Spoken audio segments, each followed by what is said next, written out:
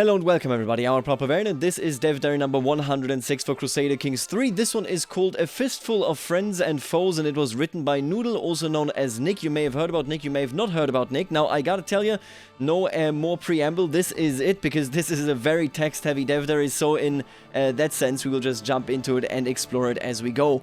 I'm Noodle, also known as Nick, a game designer on CK3. I've been on this project since before the release of the game, but for most of its life, I've been some delicious flavor of QA. Anyway, enough about me. I know you're all here for more on our event pack. I have had Nick on the channel in a live stream, where we talked about his experience in the industry with Paradox and as a QA. That was very, very interesting to me personally, and I think to all the viewers as well. If you want to check that out, the link will be somewhere in the description, I'm sure. Last time out, Trin took you through some of the more mechanical changes, such as the memory system and viewer, the loyalty traits, and some of our childhood event changes. Today I will walk you all through some of the flavor-driven content that you can expect to find in the event pack, though we will also look at a neat little system we've mentioned in passing before towards the end. We've been hard at work creating over 100 new standalone events for this pack, and at this point it probably behooves me to explain that when we say over 100, we mean something a little different than just counting out each individual event that we have made. To avoid any grey areas, we count both big event chains and small one-off events exactly the same. No matter if you're counting a singular event or a behemoth 14 event long chain, as Gimli would put it, it still counts only as one. As such, once we've bandied around a figure of 100, you'll all be getting quite a bit more than that. All of the new events pertain to the relationship between characters in some fashion, meaning that all relationships, from lieges to vassals, from friends to spouses, from lovers to foes to lover-foes, have new events tied to them to greater or lesser extent. Let's begin by addressing an event or two that could bring your character happier times, shall we? The good. You should always be able to rely on your friends to support you not only in good times but also in bad. Moreover, a true friend is one who will have difficult talks with you because they truly care about your well-being. Perhaps even an intervention should the actions you take to deal with stress so completely consume your life. A friendly intervention. I love this. I love this code as well, but I love this because we have sort of, I think, talked about this for quite some time, losing stress coping traits, right? And it wasn't really something that was open to the player, and this clearly goes into this direction. I'm a big fan. Let's take a look at it. A friendly intervention. I return to my bedroom after another difficult day of being High Chieftain, but I quickly find I'm not alone. I see my friend Fadl standing with a not-so-pleased look on his face. Abdallah, we all enjoy a good hashish cake every now and then, but when I talk to you, it is as if I speak only to the hashish. There's little of the Abdallah I came to know left of you in your near-permanent stupor, and I long for conversations that make sense to a sober man.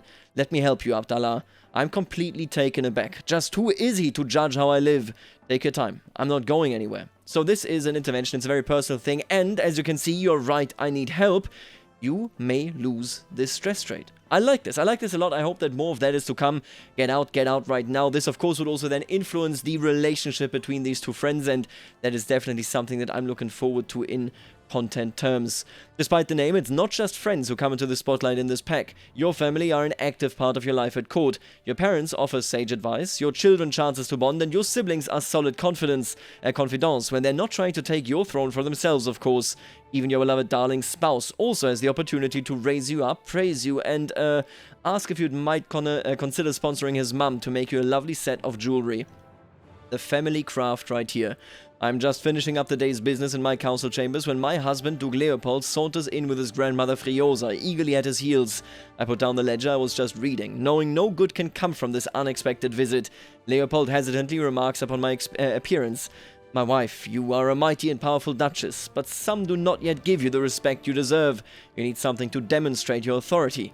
My grandmother could smith a fine set of regalia that would reflect your status. Sponsor her and see how her creation will improve your mood. So this is clearly, he was like, okay, my grandmother is very lonely, she doesn't really have anything to do. Can you please, give her some busy work at the end of the day? Quite interesting as well. It is high time I garner some respect, or we have not a penny to spare on such luxuries. You recruit Friosa Orseolo to your court, funds Friosa Orseolo with 50 gold to forge regalia, and Duke Leopold gains 25 opinion, because this basically is a favor. I would honestly like it as well if you may be able to get, and this might actually be true, they talk about this quite a bit, Nick talks about this quite a bit here in this Dev Diary, how many of the options that you get in an event are very, very conditional in this pack on the character traits that you actually have. If I was, for example, a more intrigue-focused character, getting a hook on my husband here could be very useful. You know, I'm just saying, I think that would be a pretty neat idea if you get a variety of different options here, which would then also, of course, change the context in which you can see this event itself. Still, trusting your mother-in-law could have its upsides. It might turn out the old girl is quite the metalsmith. Let's take a look. Is it... Wait, you know what? I don't think this is the mother-in-law, right? This is his grandmother. This is your grandmother-in-law. Right. Over here, my lady, my beneficiary Friosa waves me over with a wide grin. I've toiled many days and nights, and finally my work is done. She presents me with an object wrapped in cloth, and as I lift the fabric, my eyes grow wide. An ornate regalia set of very fine craftsmanship. So this basically... And this actually would be nice, I think, if this was customized as well to my grandmother, or my grandmother-in-law comes over to talk to me, because obviously this is just the event. I recognize this text that you get when you get an artifact done, right? So this is essentially what this is. Luca Regalia, fertility plus 15%, piety 0.2 per month, prestige 0.06 per month, and short reign duration minus 16%. It's interesting, actually, and to get good artifacts, I mean, you can get them even without royal court.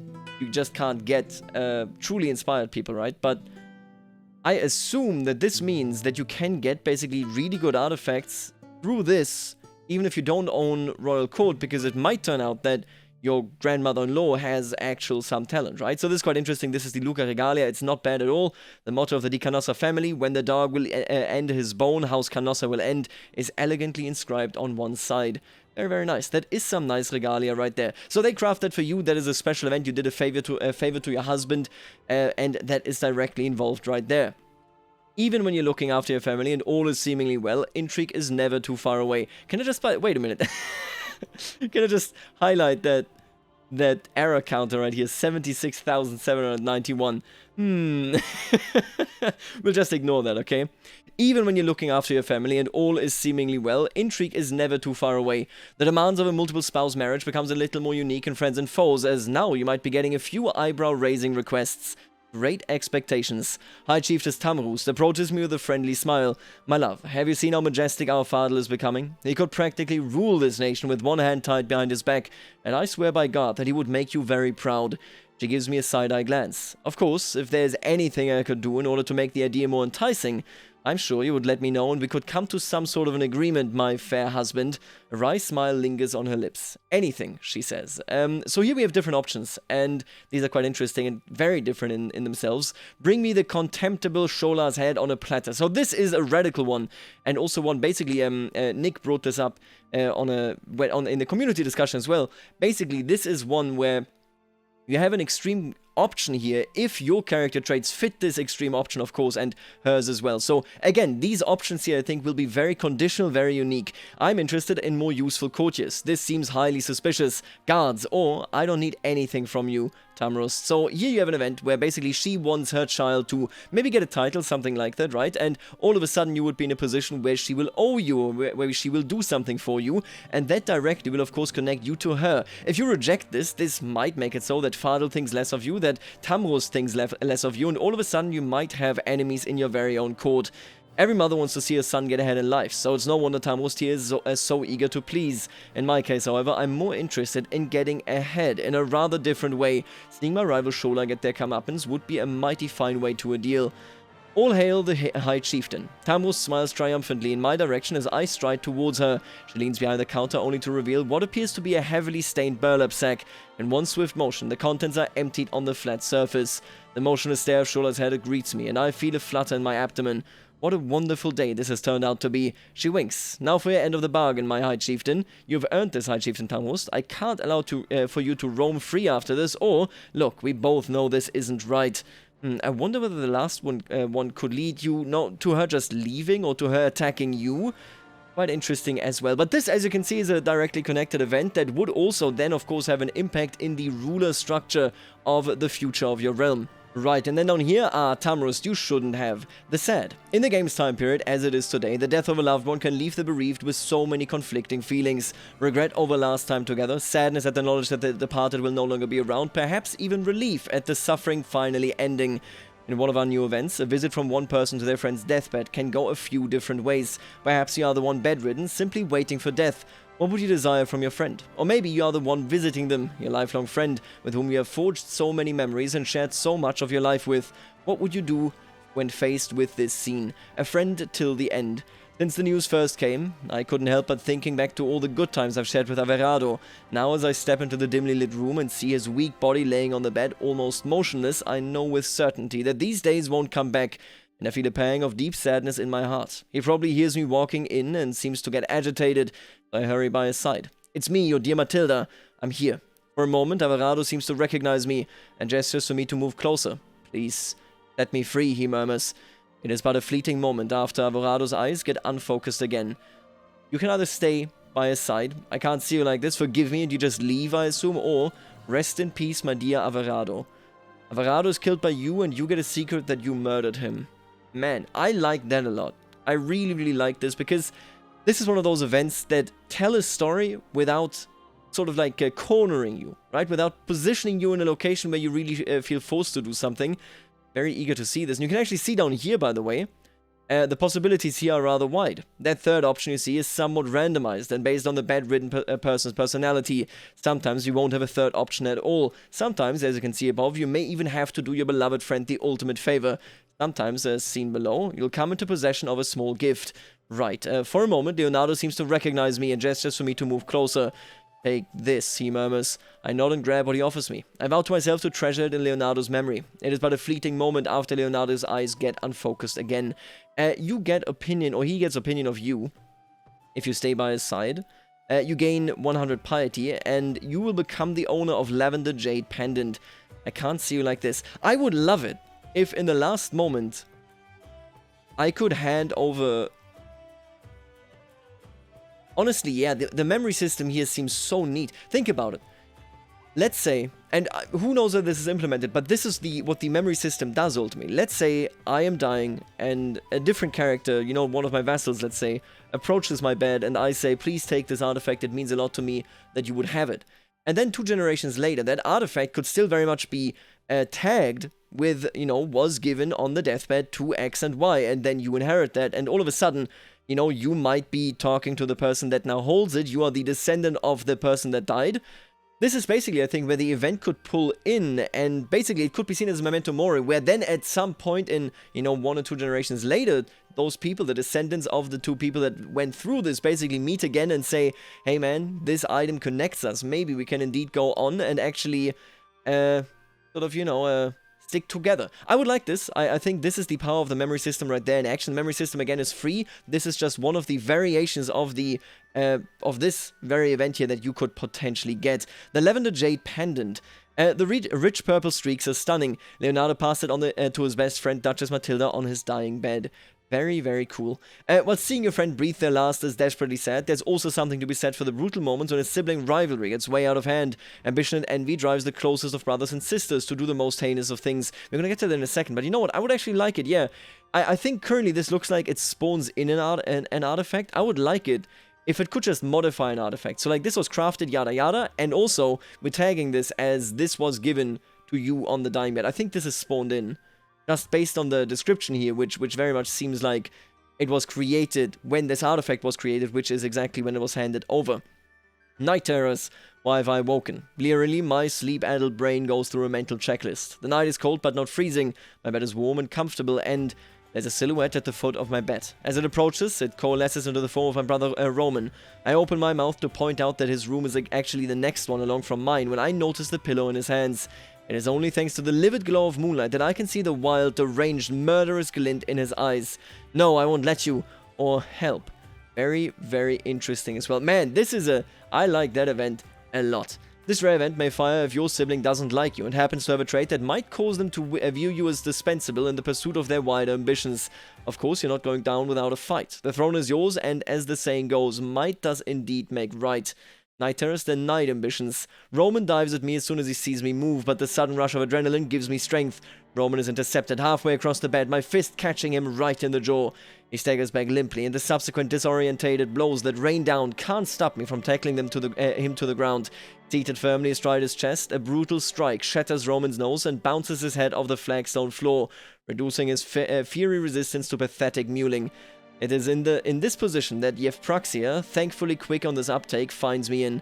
Roman stares at the ground sullenly as I explain what happened. My own brother. How could you? Yeah, look at that. He indeed is no longer doing so well. Really cool event. I like this. I like this quite a lot, for sure. The young king survives this particular attempt from the sibling, but their relationship is irreparably damaged. I can't read. Suffice to say, however, much nastier outcomes could well have arisen. Luck and wits will have save many a monarch, but sooner or later your wits fade and your luck runs thin. And now here we come to the zany. We of course have some of the slightly more unusual events that you can stumble across during your rule.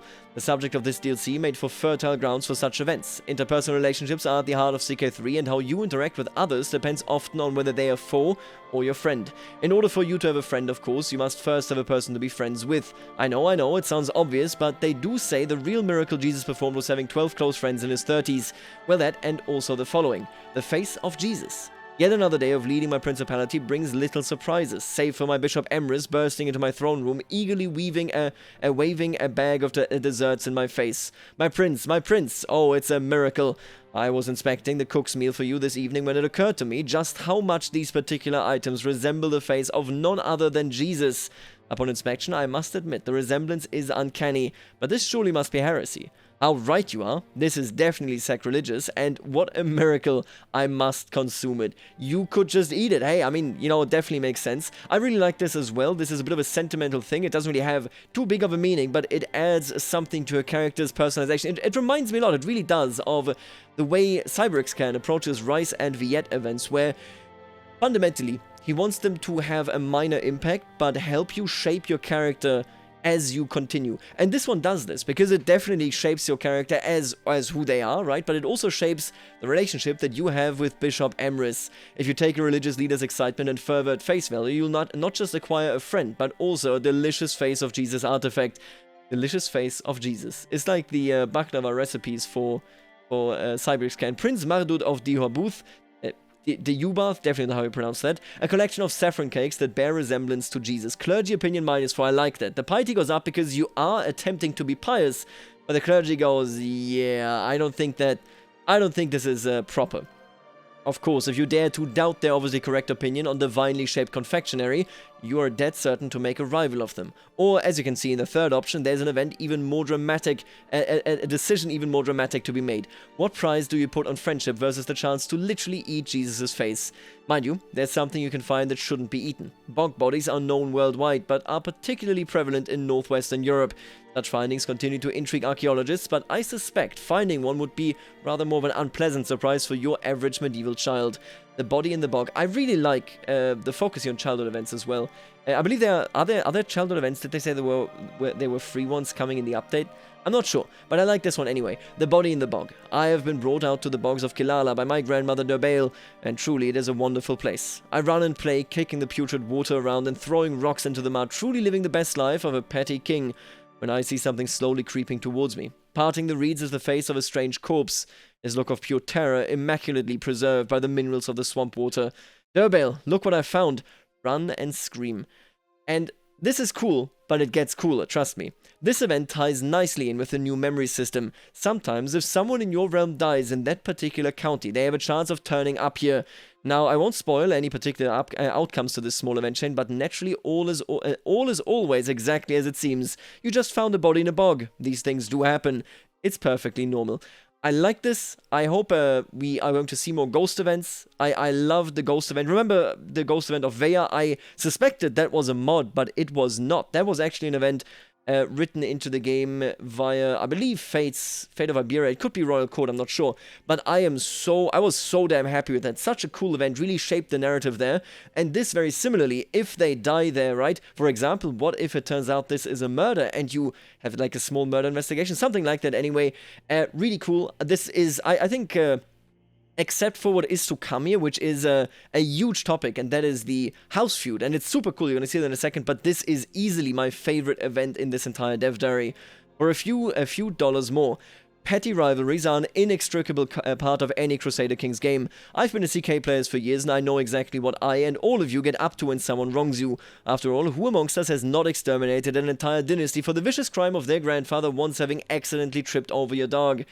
A damnable house. I've brooked High Chieftain Hassan and his villainy far too long. Sometimes I dream of driving House Athbejit into the dirt, removing that solitary family from the annals of history along with all the misery they have caused me. I wake, distressed with my own hatred, but who could be a more deserving focus of it than Hassan? I will make it my mission in life, or there must be something better, some better use of my energy. So if you make it your mission, you start a feud against House Athbejid, High Chieftain Hassan becomes your nemesis, which is something you see very rarely currently, to not just be a rival, but a nemesis. You lose 25 opinion, and indeed there is a house feud modifier now here, and hostile schemes against the target house will be slightly more likely to succeed. I am so looking forward to this feature. Thankfully, you now have the opportunity to codify your hatred for those hated Dark Trippers. House feuds are a new system that can be triggered by a wide range of sources. It could be as simple as your househead sharing a mutual dislike of each other with another househead, and those embers sputtering into the flames of true conflict. It could be as serious as a family member of your house being killed by a member of the other house, or as complicated as the two having competing claims. These feuds can be inherited between generations, ebbing and flowing, each party exacting a toll from the other. These squabbles can escalate to horrific ends if all parties continue to seek revenge upon the other, and only the actions of calm heads can end it. But even then, often only once the debt has been repaid, or one family has suffered so horribly under the other that they will surely never recover. I was going to give you a run-through of some of the 31 events, remember for us it still only counts as one, that comprise house feuds, but when I was playing around with friends and foes this last Sunday, on a post-PDXCon rest day, I happened to hit upon a perfect mini AAR to show you to illustrate exactly how these can generate organically. You join me on the steppes of modern-day Ukraine and Kazakhstan, where I am waging a war against a neighbor to expand my territory. Small note, I'm playing with some custom game rules including equal genders and majority bisexual, hence why things might seem a little unusual with who is leading armies and the like. Fallen Daughter. News from the steppe of Yaitsk finally arrives in the hands of an exhausted messenger. I know immediately that something terribly has happened to my daughter. Amongst the dispatches it reads, "Our brave Princess Sarantai was killed leading an attack against the Cuman horse archers. She was slain by Chieftain Mali, vassal of Khan Saru, in a fierce encounter.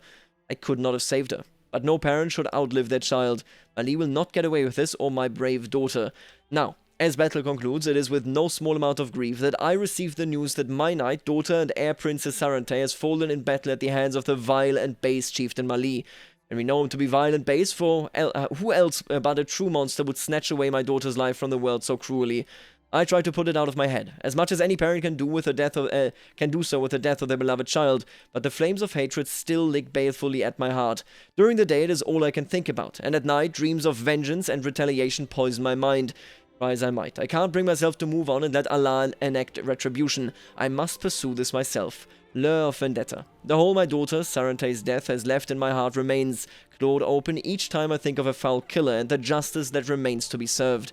Day after day, the cruel logic of revenge dominates my thinking, fueled each night in fitful dreams where I see Mali and all House Kolgani wrecked by the same grief my family endured. By sword and hammer, or Allah will smite the evil. So this is basically letting it go, I assume, and then this right here is, no, we're going to have a feud, and this is so nice. You and Chieftain Mali are engaged in a brutal feud between their houses. You swore to avenge the death of Princess Sarantai, who was slain in a battle by Chieftain Mali of Kurgan. Ongoing house feud. Your family views House Kolgani as enemies and will receive rewards for besting them. Killing, torturing, cuckolding, stealing artifacts, and winning wars against its members will increase your score.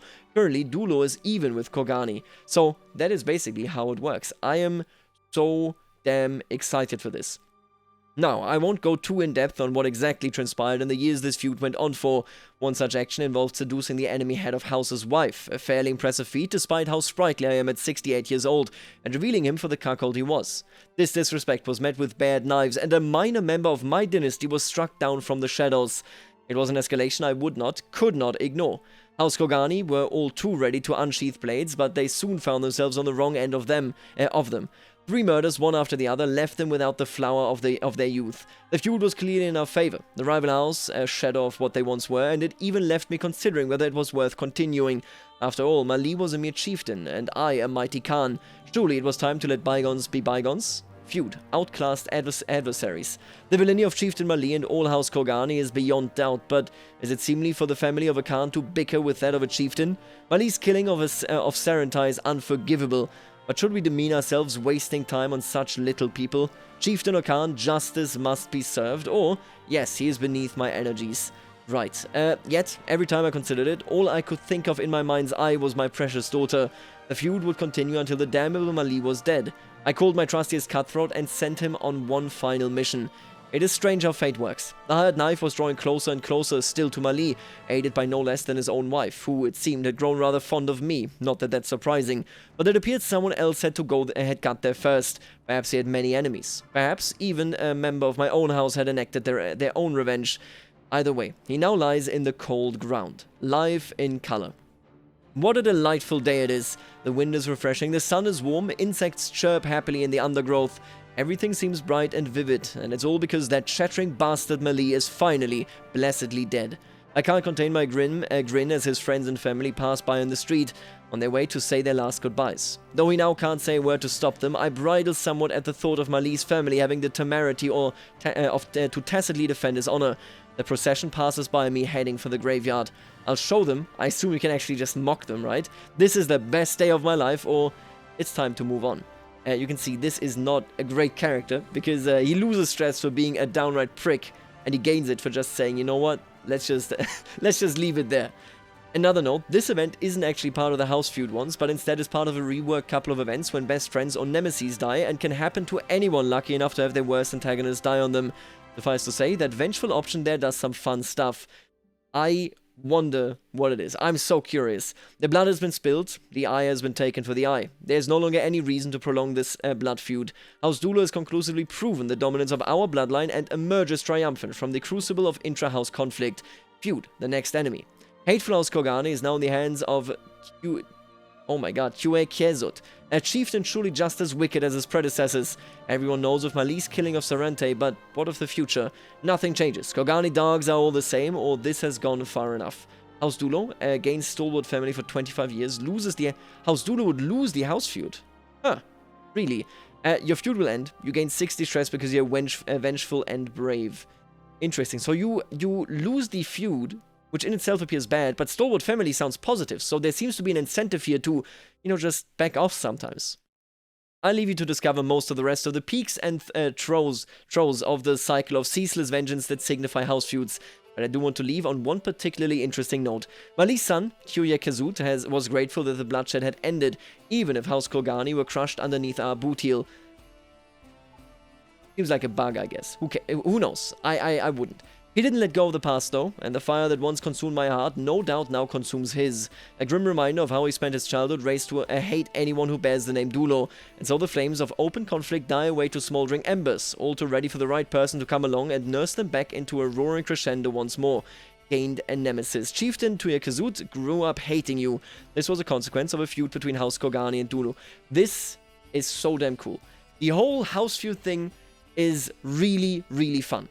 I'm very, very excited to see that in action. I like the implementation a lot. I love the body in the bog. I loved all the other events before this as well, but I think the house feud by far is just absolutely outstanding. This is some stuff where you have this really neat interaction where you take a look at it, you have certain options, and it is all purely character driven. You wouldn't have to go against this. If you want to play optimally, you can ignore this, right? But for roleplay purposes, this is amazing. I am very excited for Friends and Foes, and this is one of the reasons why for sure. Now, this will be all from me for today. Thank you very much for reading this, my very first Dev Diary. Friends and Foes releases this week on the 8th of September, and I hope you enjoy your time with it. Then here we have an image of Nick. He actually looks like that. He wears that as well. I saw him, of course, at PDXCon. And I gotta tell you, very cool stuff in here for sure. The patch notes will be released on Thursday, is what they said in the thread. And yeah, of course, that is when the actual DLC itself releases as well, right? Really, really neat. Really looking forward to it. Let me know what you think, especially about the house feud. I have to tell you, really excited for this content. I think this is something very, very neat that I think it's fair to say was a bit undersold when the DLC was announced. Wouldn't you agree? Now, with that being said, I'll leave you right here, and I'll see you later today when I talk about Victoria 3. Until then, later, alligator.